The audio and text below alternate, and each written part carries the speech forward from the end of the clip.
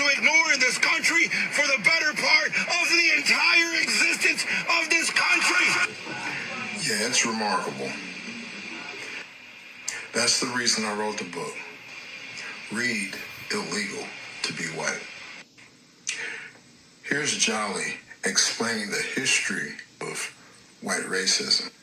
And it also gives insight into the reason why whites are so divisive on this issue of white racism. Take a listen. Let me ask you a question. What happened to the Confederate soldiers after the Civil War? Answer the question. What happened to the Confederate soldiers, Confederate generals, the president of the Confederacy? What happened to everybody who seceded from the United States and then proceeded to attack the United States? The first shots of the Civil War were fired at Fort Sumter. The Confederacy fired on the North. And then after that war was over, what happened? Don't worry, I'll tell you. They went home. They went home, and then we proceeded to not do shit. Nothing. To hold them accountable for what they did to commit treason against the United States. And then you know what they did when they went home? Do you know what they did when they went home? They taught their children their ideologies, and their children taught their children.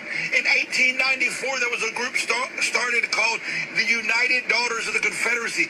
That's the group that is solely responsible for resurrecting Confederate statues across the South. The reason they did it was to remind black people where they were. That was their actual stated reasoning. They also rewrote textbooks. They didn't call it the Civil War. They called it the War of Northern Aggression. The battle flag of Northern Virginia, which is also known as the Southern Cross, that was also found on the second and third national flags of the Confederacy, was also resurrected by the United Daughters of the Confederacy. We call it the Confederate flag, a.k.a. the Rebel flag. And it started flying all across the South. In fact, the first time that that flag was flown inside the U.S. Capitol wasn't when the Confederacy invaded the U.S. during the Civil War, but it was on January 6, 2021. Now, why would a flag from the Civil War be walking through the halls of the Capitol on January 6, 2021? I'll tell you why. Because after the Civil War, the Confederacy just went home. We didn't do anything to hold them accountable, and they taught their children, who taught their children, who taught their children, who taught me, because I was raised that way. I was raised to believe heritage, not hate. I was raised to believe the Civil War was about states' rights, not about